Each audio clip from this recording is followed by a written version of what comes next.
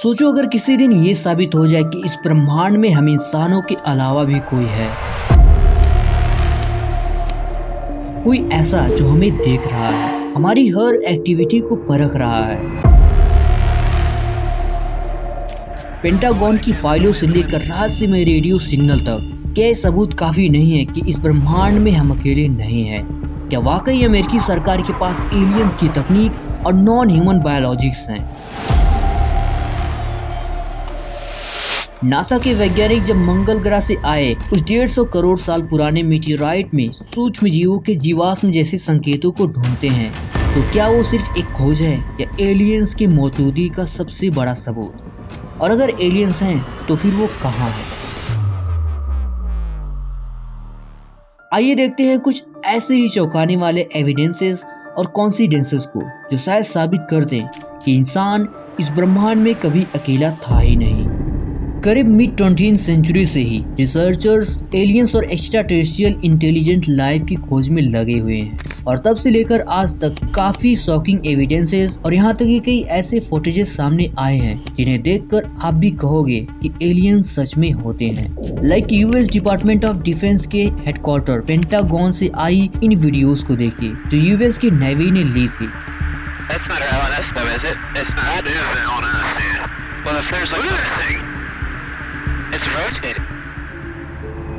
नवंबर 2004 में जब USS Nimitz carrier strike group के fighter pilot commander David Fravor, Alex Dietrich और 2 अन्य क्रू मेंबर्स साउदर्न कैलिफोर्निया के कोस्ट के पास ही एक अनजान चीज का पता लगाने के लिए पहुंचे, तो उन्होंने देखा कि एक सफेद ओवल शेप्ड चीज समुद्र की सतह पर मौजूद है, और जैसे ही फ्रेवर उसे देखने के लिए फाइटर प्लेन को नीचे की ओर ले जाते हैं, वो मिस्टीरियस ऑब्जेक्ट ठीक उसी गति से ऊपर की ओर बढ़ने लगी। और जब फ्रेवर वापस लौटे तो एक दूसरा फाइटर जेट भेजा गया जिसमें एडवांस इंफ्रारेड कैमरा लगा हुआ था, जिससे तस्वीरें कैप्चर की गई थी। यहाँ पर ट्विस्ट ये था कि इन तस्वीरों और वीडियोस को गवर्नमेंट सीक्रेट के तौर पर रखा जाता है, और लगभग 13 साल बाद जब 2017 में पेंटागन के advance aerospace threat identification program के एक सीक्रेट प्रोग्राम से इससे रिलेटेड कुछ इन्फॉर्मेशन लीक हुई, तो अप्रैल 2020 में खुद पेंटागन ने इन वीडियोस को पब्लिक किया, जिनमें इन उड़ती हुई यूएफओ या कुछ भी बोलो, इनको साफ साफ देखा जा सकता है। आगे चलकर इन घटनाओं को लेकर और भी डिस्कशन होने लगी, और 2023 में पायलट कमांडर डेविड फ्रेवर ने यूएस हाउस कमेटी के एक हियरिंग में अपनी गवाही देते हैं कि उन्होंने जो चीज देखी थी वो उनके पास मौजूद किसी भी मिलिट्री टेक्नोलॉजी से कई ज्यादा गुना एडवांस थी, और ये तो बस शुरुआत थी। आगे चलकर यूएस की और भी पोल खोलने वाले थे। जब इसी साल डेविड क्रूच, जो कि यूएस के एक इंटेलिजेंट ऑफिसर हैं, उन्होंने एक क्लेम किया कि यूएस गवर्नमेंट एक highly secretive UFO recovery program चलाती है, जहां नॉन ह्यूमन स्पेसक्राफ्ट और कुछ अननोन डेड पायलट्स, कोई अनजान जीव मौजूद हैं। इस क्लेम के बाद ब्रूस को भारी प्रेशर और रिटेलिएशन झेलना पड़ा, लेकिन कहते हैं ना, सच छुपाने से भी नहीं छुपता। जहां आज से 10 साल पहले यूएफओज सिर्फ एक कॉन्स्पिरेसी थे, लेकिन आज गवर्नमेंट और साइंटिफिक लेवल पर रिसर्च एंड डिस्कशन हो रही है। चाहे आप एरिया 51 को ही ले लो, जिसे secret US air force military installation का नाम दिया गया है। एक्चुअल में वहाँ क्या होता है आज तक किसी को भी नहीं पता।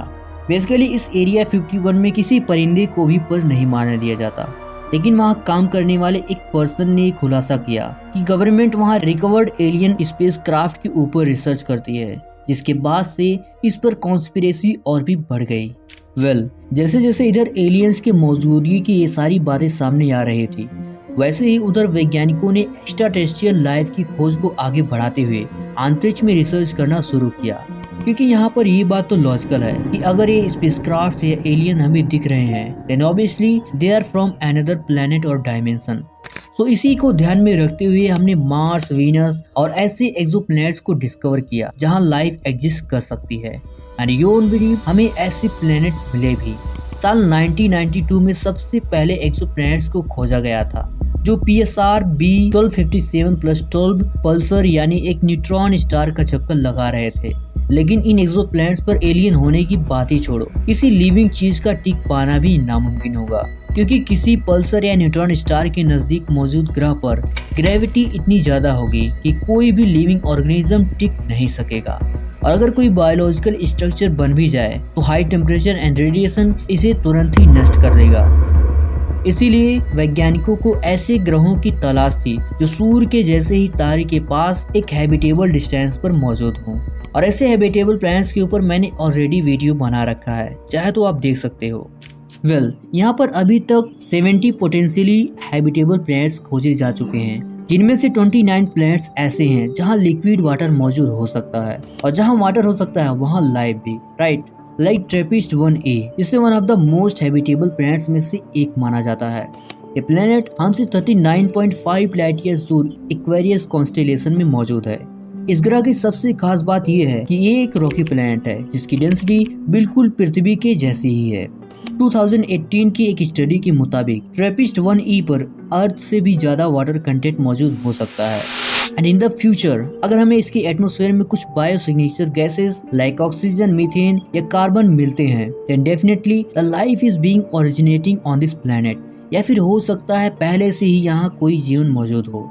यही एक इंटरेस्टिंग प्लैनेट नहीं था जहाँ साइंटिस्ट इतना इंटरेस्ट दिखा रहे थे।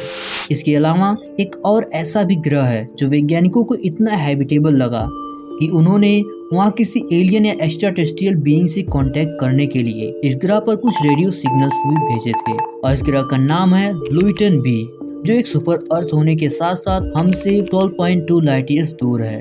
दोस्तों, सिग्नल से याद आए एक ऐसे मिस्टीरियस और फैसिनेटिंग सिग्नल के बारे में जो आज तक वैज्ञानिकों के लिए एक पहेली बनकर रह गया है। 15 अगस्त का एक शांत शाम जब ओहियो स्टेट यूनिवर्सिटी के एक कमरे में बैठे डॉक्टर जेरी एहमान, जो एक रेडियो एस्ट्रोनॉमर थे, अपने सामने कुछ कंप्यूटर प्रिंट आउट्स देख रहे थे। उनका काम सिंपल था, बिग ईयर रेडियो टेलीस्कोप से आने वाले किसी भी अनयूजुअल सिग्नल को एनालाइज करना। लेकिन उस दिन होने वाला था कुछ अलग। प्रिंट आउट्स के बीच ही एक कॉलम में उन्हें कुछ कोड नंबर दिख रहे थे। डॉक्टर एहमान तुरंत समझ गए कि ये कोई आम सिग्नल नहीं था।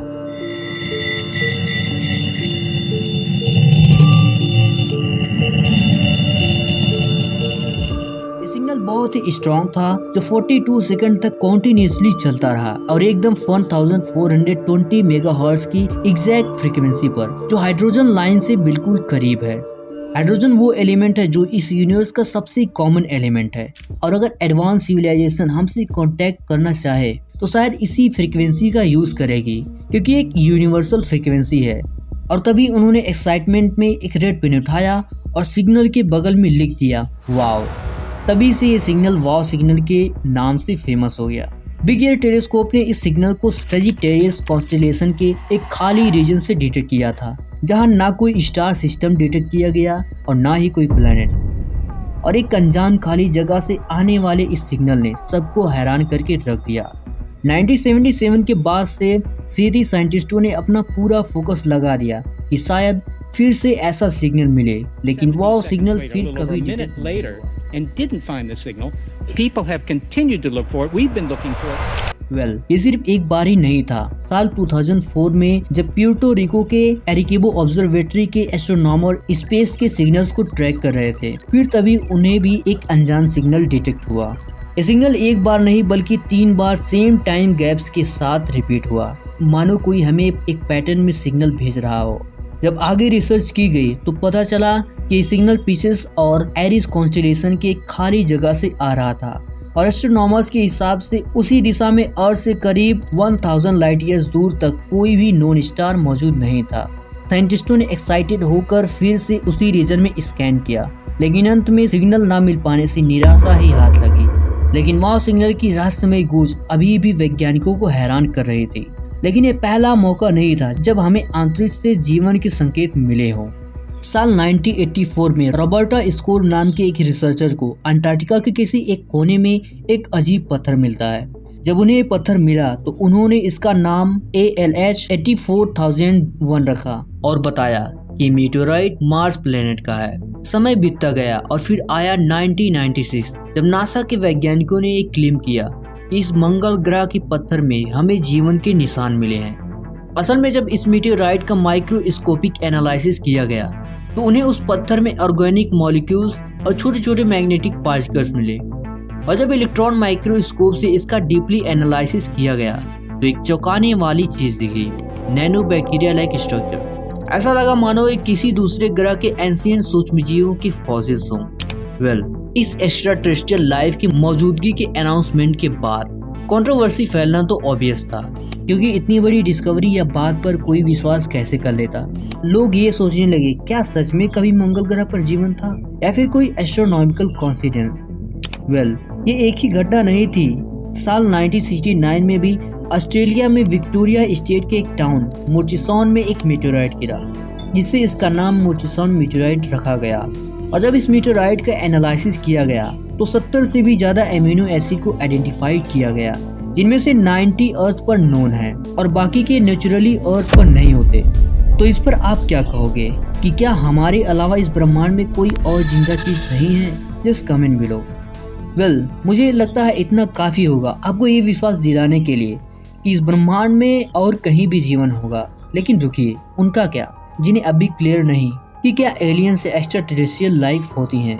और यहीं से एक थ्योरी का जन्म होता है, the Fermi paradox. Basically Fermi paradox way questions हैं जो एलियन होने या ना होने की हाइपोथेसिस पर पूछे जाते हैं।